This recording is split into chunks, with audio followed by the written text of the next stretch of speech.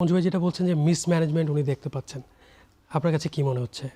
হ্যাঁ, মিসম্যানেজমেন্ট তো সব জায়গাতেই আছে, মিসম্যানেজমেন্ট তো দেখতেই পাই। তবে যেটা হয়েছে যে মঞ্জু ভাই যেগুলো বলছেন যে বিরোধী দলকে কেন প্রধানমন্ত্রী 6 মাস পরে ডাকছেন না, অথবা বিরোধী দলকে কেন মানে দরকার, কারণ প্রধানমন্ত্রীর কাছেই তো একটা প্রেসক্রিপশন আছে, উনি জানেন এগুলো। কিন্তু দেখেন, আমরাই তো এই বিরোধী দলের কাছে শুনেছিলাম না যে প্রত্যেকটি মন্ত্রণালয়ে ওনাদের একটি শ্যাডো মিনিস্টার থাকবে। সেই শ্যাডো মিনিস্টাররা কি ছায়া হয়ে হারিয়ে গেছেন? আমি তো কোনো শ্যাডো মিনিস্টারের কোনো পদক্ষেপ দেখলাম না। এখন বিরোধী দলকে তো মানে নিজেদেরকে থেকেও আসতে হবে, এবং সেই আমার তো একটা আশা ছিল যে যখনই শ্যাডো মিনিস্ট্রির কথা শুনেছিলাম যে সিমালটেনিয়াসলি যে কোনো সরকারি মিনিস্ট্রির পাশাপাশি তারা আসলে কাজ করবে।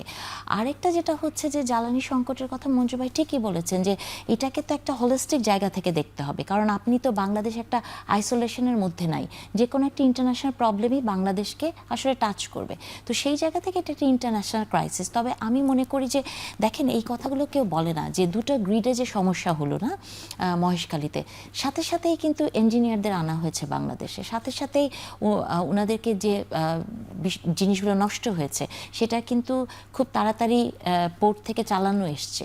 কিন্তু এই সমস্যাগুলোর সমাধান তো একদিনে হওয়া সম্ভব না, বা আপনি তেল গ্যাস খুঁজতে বলবেন সেটাও তো আসলে একদিনে সম্ভব না। সো এটা একটা স্লো প্রসেস হবে, এটাই স্বাভাবিক।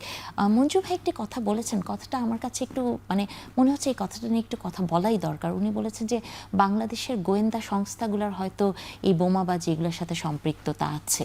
আমি মনে করি যে এটা আসলে কথা বললে বাংলাদেশের গোয়েন্দা বাহিনী অথবা বাংলাদেশের সেনাবাহিনী বলেন বা আইন শৃঙ্খলা বাহিনী যারা আছেন তাদেরকে মোটা দাগে একেবারে সিঙ্গেল আউট করে তাদেরকে দোষারোপ করা হয়।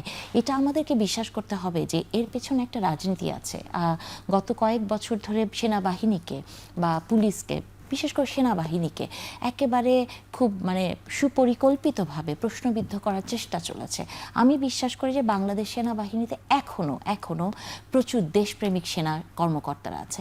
আজকে আমি একটা জায়গায় দেখলাম খুব ইন্টারেস্টিং যে ৭৭ সালের ফেব্রুয়ারি মাসে প্রেসিডেন্ট জিয়াউর রহমান চিটংয়ের কোথাও ভিজিট করতে গিয়েছিলেন সেনাবাহিনীর কিছু, সেখানে একটা ভিজিটিং বুকে তিনি লিখেছিলেন যে আমার দেশ আমার জীবন, my country my love. So এইরকম মানসিকতার সেনা সদস্যরা এখনও বাংলাদেশে আছে। সো গোয়েন্দা সংস্থার এগুলোর সাথে কোনো সম্পর্ক আছে আসলে মোটা দাগে এটা বলাটা ঠিক না।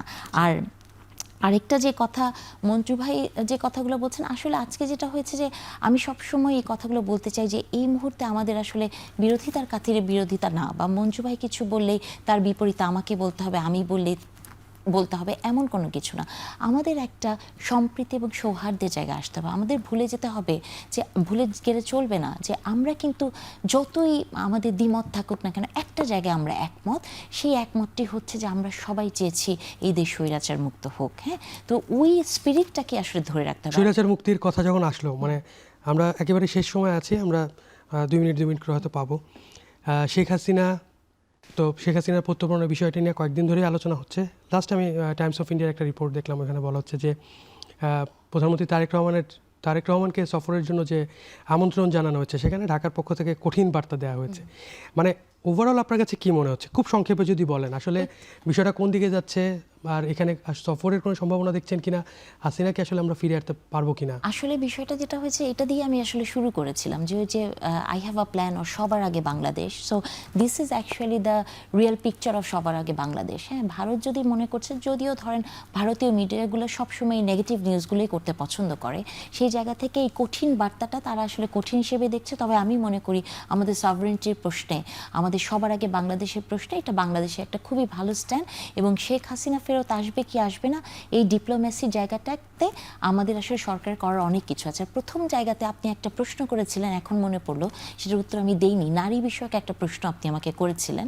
আমি মনে করি যে কথাটা আমি সব জায়গায় বলি, কারণ আমার আশার একটা জায়গা, যেহেতু আমি একজন নারী, আমি চাই যে বাংলাদেশের যত উন্নয়ন বলেন, যত এনার্জি সিকিউরিটি বলেন, যত সিকিউরিটির গল্পই আপনি বলেন না কেন, আপনার দেশের একটা মেয়ে যখন সিকিউর না, তখন দেশটাই আসলে সিকিউর না। তো আমি মনে করব এখন পর্যন্ত আমি সাইবার সিকিউরিটির জায়গায় নারীরা যেভাবে লাঞ্ছিত হয়, সেখানে বিএনপি ঠিক মানে সরকারের তেমন কোনো কার্যকরী পদক্ষেপ আমি দেখি নাই।